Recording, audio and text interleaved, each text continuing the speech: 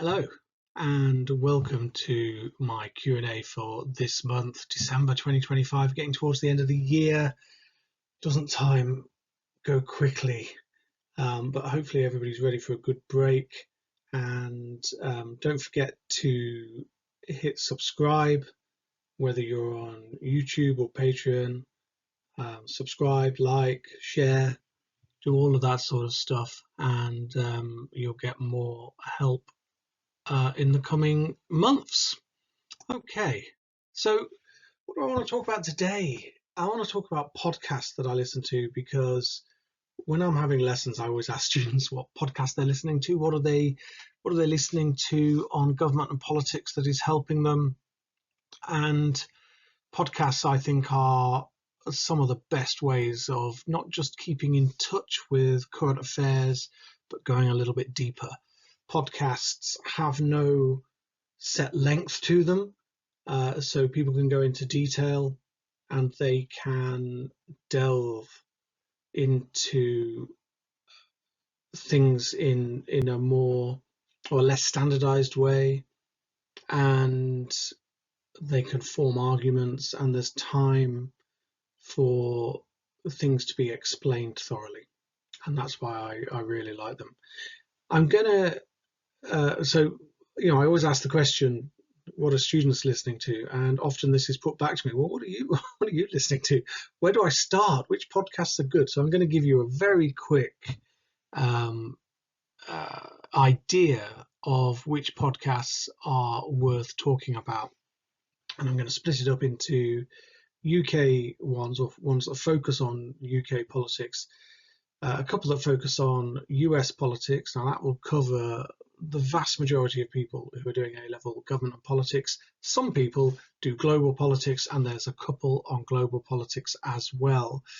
But considering how important the United States is in global affairs, I would say those global ones could actually be useful for people doing US politics as well. But let's start with the ones that are going to be of most interest. And I'm going to start with my favorite politics podcast, and this is Rock and Roll Politics with Steve Richards.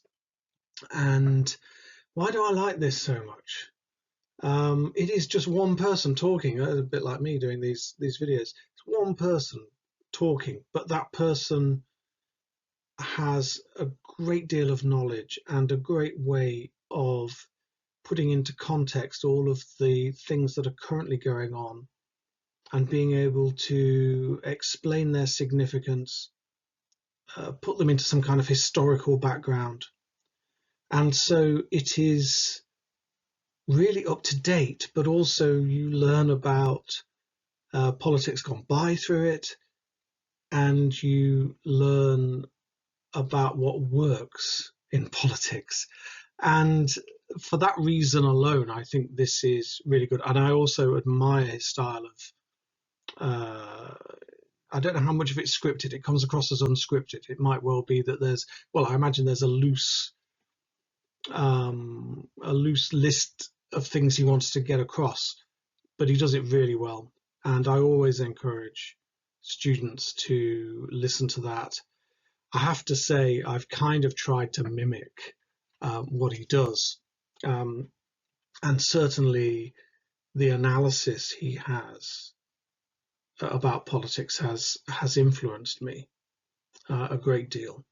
And so I feel as though it really benefits my teaching to listen to this. And I think it will benefit your studying as well. I can't praise it highly enough.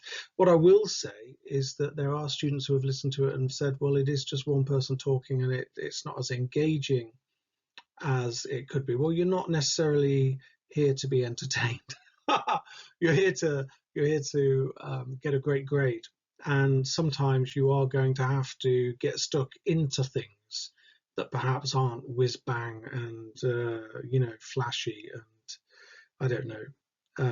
There's a tendency in us all, and it's not about the younger generation, because I was like this too. There's a tendency in wanting to get the maximum grade for the easiest amount of work, perhaps. We're all like that. but listening to something that is, over half an hour and listening to the full thing, even if you're not engaged with it all, can be incredibly useful for you and can get you great grades. Now, with all of these podcasts, you can sit there, listen, and take notes and make notes on things that you think you want to follow up on. Maybe terms and phrases that you've not really come across before, and that sort of thing. Or you could just decide that you're going to have it on in the background doing something else, and that will be just as helpful.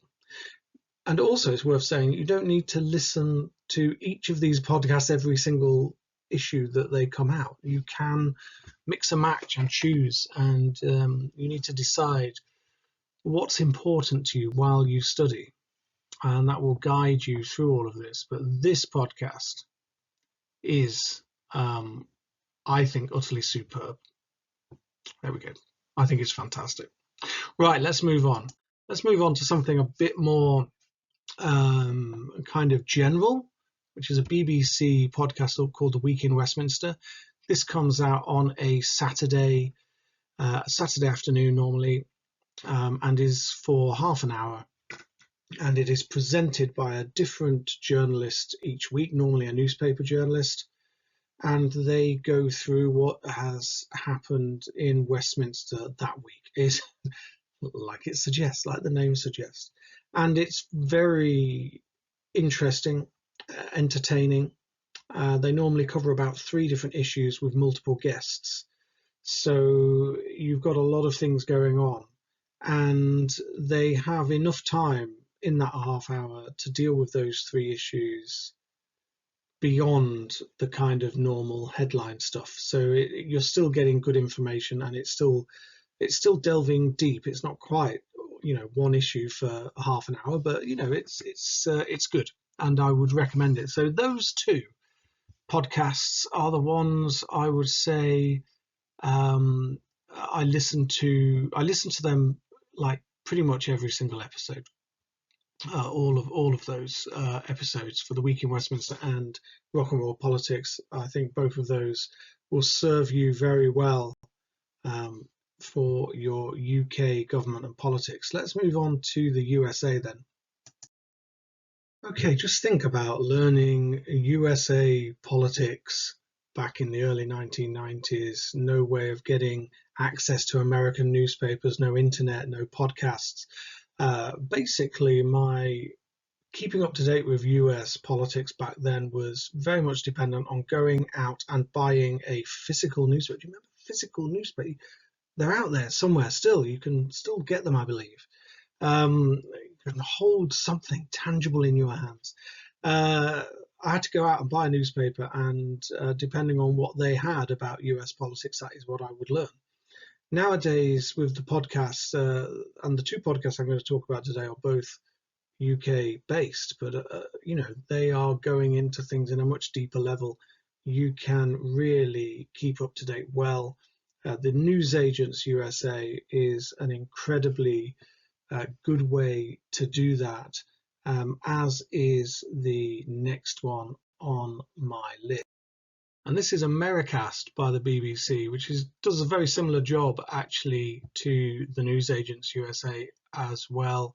And it is quite general. And with Americast and with the Newsagents USA, I wouldn't necessarily listen to every single episode. I make a choice, basically. If there's something going on in US politics which I think is significant, or something that I feel I need to learn about, I will look into it. So sometimes that will be a matter of, I know what's going on in the news. I've seen a headline, and I see that one of these 2 podcasts is going to look into it, and that means that I will listen to those episodes and get what I need out of them. Sometimes it will just be looking at the show notes and thinking, right, okay, that's something I need to know more about, and listening accordingly. And those are the sorts of decisions you have to take with your studying as well. There's no point in listening to something for the sake of it. If it's going to be covering something you've already read about, something that you know a lot about, you might not need it. And so, even sometimes there are things which are interesting, but you need to think, is it useful for my studies? Is it going to get me the grade I need? You don't necessarily have to live your life listening to politics podcasts. You have to make a choice. Time is limited. And I understand that. And it links also to the fact that people want to get the maximum grade for the least amount of studying time. You've got to get the balance right. You've got to go deep enough to get yourself a good grade, but also leave yourself time to live life and do your other subjects and everything else that goes on. Okay, right. Let us take a look at the Global Politics podcast, which could also be useful for both UK and US politics, actually. And this first global podcast is called Global News from the BBC World Service. This, I think, is the most listened to podcast in the world. And it comes out twice a day for half an hour. It is a half-hour news broadcast about things going on all over the world. I definitely do not listen to this every single day, certainly not twice a day. It depends on what is going on in the world and whether I feel I need to keep up to date with fast-moving events. I'll give you an example. I started listening to this in late 2019, and I noticed that they started talking about this outbreak of some kind of virus in China. And a few months later, we were all in lockdown. I heard it first via this podcast. I heard about it here. And very quickly, it became part of our lives. And it was clear from listening to this podcast that it was going to be huge and that it wouldn't just stay in China. And the moment it could go outside of China, it was clear that it could definitely come here.